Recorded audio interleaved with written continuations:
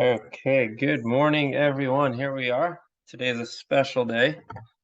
It's the 19th of Kislev, which we have in Chabad. It's a very big day where the first Chabad Rebbe, actually, the Alter Rebbe, was freed from prison in Russia. And for that, I wanted to be able to continue. We did 8 classes, just 15 minutes in the summer on Shaar Habitachon, which a lot of times for many of us has been the challenge.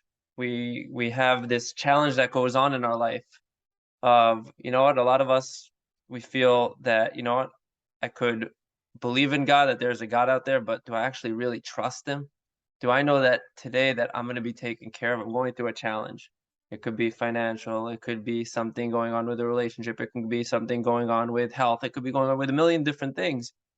And I think the biggest a way that we could be able to judge and understand what bitachon is compared to having emunah, which is really belief in God. Okay, very nice. We have a tree outside. It's in the winter right now. And we see that there's this beautiful tree right outside of our house. But there's no fruit on it.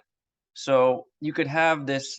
So imagine having, I believe in Hashem. I believe in God, that there's a tree out there, but there's no fruit. And the fruit is the bitachon, is the trust. On the other hand, you don't have just coming outside your house one day and you see just fruit there without a tree.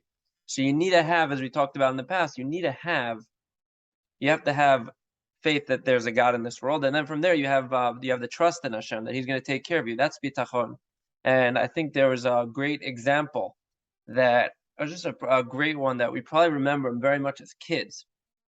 You ever played that game where you're standing up straight and you have one friend in front of you, or one or two friends, one in front of you, one behind you, and they push you forward, they push you backwards, and a lot of times it's a real challenge. Do you really believe that they're going to catch you? Your eyes are closed and you have no idea if they're going to catch you. So some people are like, yeah, you know what, I'm just going to do it. They just fall forward, fall backwards, and sometimes the further back someone goes, the further daredevil they are. They catch them further away. Inside, does the person feel tranquil? Like, no, I know I'm going to be caught. And that is what we're working on. Is with bitachon is, hey, how is it possible right now that I'm going to go to the top of the Empire State Building? I'm going to go to the top of a tower, and I see a wall in front of me right now, so I know that wall is blocking me. Imagine right now that there's no wall in front of you, but you know that Hashem's hand's there. The question is, do you believe that Hashem's hand is there, that he's able to catch you? Or do you have such clear trust that I know that whatever is going to be, he's going to have my hand there? Or is it that I'm actually nervous, I'm going to go flying down? And so with our bitachon, it's a constant muscle that we're going to be using.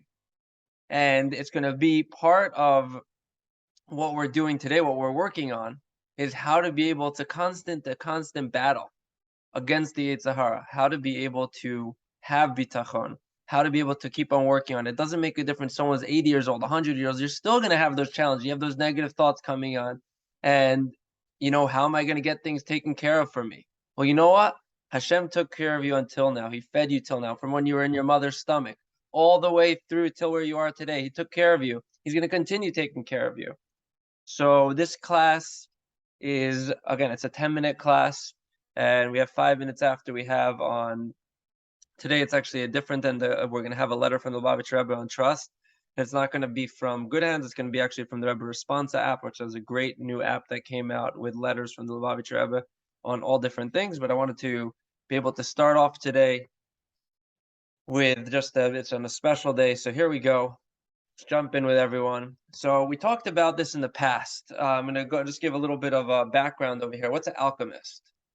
An alchemist was someone that in the past, they were someone that is a counterfeiter, someone that is able to produce with materials, different materials. 1,000 years ago, they were able to take silver, they were able to take other materials and make it into gold. And people thought it was really gold. It really wasn't gold. But that person then was being able to be able to say, hey, I have tremendous amount of money. I have nothing to worry about. I have money there. Tomorrow I don't know if I'm going to be able to buy things. You know what? I'm just going to take the material. I'm going to work on it, and I'll be able to have my gold and all I need. And I'll be a rich, and I'm going to be a rich man tomorrow. I can buy whatever I want. And so in Bitachon, it's kind of that same. You're like, wait, you know how that person, the alchemist, he feels totally confident in himself. He says, you know what? I know it's, I have all the money in the world, whatever I want. He knows he's a counterfeiter. He knows how to be able to have money the next day and be reliant on it. And so what we're reading now in the introduction is, how is it possible that an alchemist, it's actually 7 ways, not 10 ways, that a person with bitachon is superior to an alchemist in 7 ways, and we're going to go through them right now. We're going to go through, we did 2 of them in the past, that how someone with bitachon is greater than someone that is an alchemist that counterfeits money. One is, if you're the one that's an alchemist, you need to have materials. You need to have specific materials. If you don't have those materials, you could be the best counterfeiter in the world, but you need the material, the silver or the other types of metals that they used to be able to make the gold or the fake gold. And so someone that has bitachon doesn't need that. They just rely on Hashem. The second thing is, a person that he has to perform certain actions. What if the guy's not feeling well? He's sick. Well, you could be the best counterfeiter again, but if you're not feeling well, you're not going to be able to turn your thing into gold. And then today we're going to learn number 3 and 4, which is that he's secretive towards others, and he must prepare in abundance or just enough for the intimate. We're going to read about those. So here we go. So I'm just going to go down here. Vashlishi.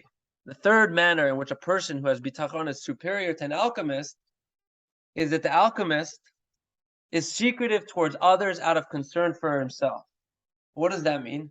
That due to this fear of he's a counterfeiter, he's doing illegal things, he's not able to share with others. He's not able to share with others what he's doing. He's not able to give advice. Is there something that we ever do where we're not so sure if we should be doing that or not? You're not going to go start sharing it with others. So the person that's the alchemist, he knows right now, I can't rely on other people, and I can't tell other people about it. So someone very nice, he can make all the gold he wants in the world, but someone that has bitachon, what does he have? He has automatically, he's just so much calmer because he doesn't have to worry about it. He's not scared. And we're gonna read right over here that conversely, a person who trusts in God is not afraid of telling anyone about his trust. And it's the thing you have to work on. I listen to this class every day. This person's like, no, I know I'm trusting in Hashem. I'm not relying on anyone else out there. Stop relying on other people, but you could be proud of it and say, hey, thank you, Hashem, for helping me, that I'm alive today, that I'm here today. I'm able to be on this screen. I'm able to get up in the morning. Yesterday, I was at the store, and also I see a guy coming out of the store, and I see him on the phone or something. Also, I see him saying, thank you, Hashem. And I'm like, hey, what are you saying thank you, Hashem, for? He's like, I'm on the phone with my wife, and I'm working on myself to be able to realize I'm here today. I was able to buy groceries at a store. Let's not take advantage of that. That's a really important thing. So what does it say? That David HaMelech, King David, he said, I trusted in God, I trusted in God, and I will fear him not. And what could man do to me? No man could hurt me, no man could harm me. If Hashem wants you to be alive, you'll be alive. It doesn't make a difference what. You could have the biggest bullet coming your way, again, we know this as soldiers. You hear the stories that went on, people that were meant to live. There could have been crazy things happening to them.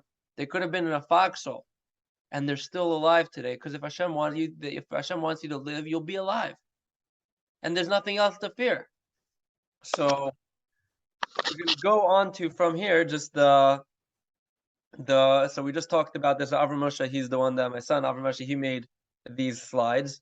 And so again, what's the third thing we said is top secret? He can't share with anyone. The alchemist does not share with anyone what goes on, because if he does, obviously problems are going to start happening.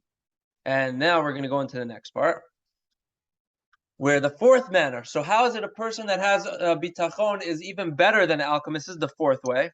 The fourth manner in which a person who has bitachon is superior to the alchemist is the alchemist must either prepare an abundance of gold and silver for the time when he'll need it.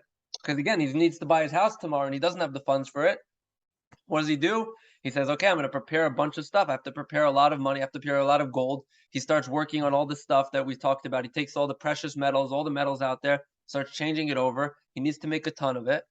And then what happens, guys? And then he has it for the next day, but he has to prepare that.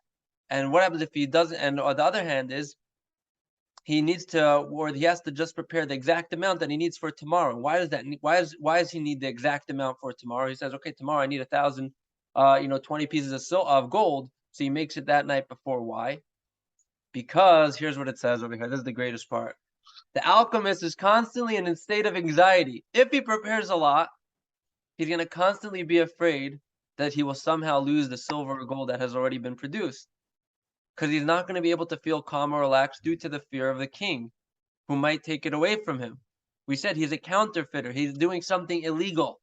So because of that, he's always in anxiety. He's always having anxiety. But someone that relies on Hashem is like, no, I have nothing to worry about. And he's also scared that if he has a lot of it, people are going to steal it. And so we said, what's the other way? And if the other hand is he prepares only enough gold and silver to last a short amount of time, then what's going to happen? A situation might arise where he'll not be able to produce more silver and gold due to the lack of necessary materials. And at a time he'll be in great need of them. He says, you know what? I'm not going to prepare a lot because I'm so scared someone's going to steal my gold that I made, my fake gold that I made. So, I'm not going to prepare a lot. He prepares just a little, right? And then what happens? All of a sudden, COVID hits. And the guy says, okay, I can't get shipping materials from China. I can't get shipping materials from anywhere. All of a sudden, the borders are closed. I don't have it. Now, all of a sudden, I don't have any money. And now, all of a sudden, this person feels he's not able to be relaxed. He will not feel relaxed due to fear the king might take it and people might steal it. And this is something that with someone that has bitachon, he has no anxiety. He knows Hashem's taking care of me. I don't know what's going to be tomorrow. Stop worrying about tomorrow. Let's worry about what's happening today. Today, what are we worried about? Today, what we're worried about is, hey, I have enough. Let me thank Hashem for this. I got all that's good in my life. I don't need any more. I have everything here. Be thankful for what we have. And that's what we're going to end off today with, specifically with the Shaar Habitachon, is with remember, the two overcomings of an alchemist, how we're stronger than an alchemist. Even though he's a counterfeiter, he has all the gold he wants. It doesn't make a difference. We have people that work on Bitachon are in a much better place. So now today's letter we have is from 5/7/12, which is 1952. And it's the letter this is a letter that was printed in the Letter in the Spirit. It's from Rabbi Nissen Mendel. He was a secretary. And he wrote a lot of the letters. And so some of these are including first drafts, and there might be some change in them, but these are from them. This is from the Rebbe Response app, which is a great app. It just has different letters, all in English. So he writes, the woman over there, he writes blessings and greetings. And we said this in the past, that when the Rebbe would write to a woman, he would write first blessings and then greetings, and for a man, he would write greetings and then blessings. I received your letter. While I'm pleased to read in your letter a quotation about God being the creator of the one who guides all its destinies, this very good impression is weakened by the further tone of your letter, where you state that you want to be realistic, quote unquote, based on the prognosis of physicians regarding your condition. So obviously this woman is going through health challenges. And so she's writing, obviously wrote in the letter that probably that's something about how, she believes in God, but at the same time, she wants to be realistic. Like, hey, I'm going through a challenge. And maybe it's a real problem with what I have in my life, that my health is, going through a real struggle. So the Rebbe writes, I want to tell you first that even from the realistic point of view, we must recognize the fact that very many times the greatest physicians have made mistakes in diagnoses. Moreover, in recent times, we see that new discoveries are made daily in the medical field with new wonder drugs and methods which have revolutionized medical treatments. So the first thing is, let's just dissect this for a second. This woman's all bent out of shape about her health. And the Rebbe says, even being realistic, what you're saying, how do you know that there's not, first of all, maybe the doctor's got the condition wrong. It happens all the time. We think it's one thing and it's something totally different. And the second thing is, maybe there's a new drug out there, a new thing that came out that's going to be able to save them and be able to give them more life. Secondly, observing life in general, we see many things that are strange and unbelievable that to be truly realistic, one cannot consider anything as impossible. and in a condition which is to a large extent bound up with the nervous system and the resistance of the organism. Even medical opinion agrees that the stronger the patient's faith in cure and the stronger his will to get better, the stronger becomes his ability to recover. So he's saying that even though these things might affect you, you might have all these things, but if you really work on your faith, and what does it say? And you believe in it, kind of taking away the stress. A lot of times people, they get even more sick when they have all this stress on them, the worry, everything else.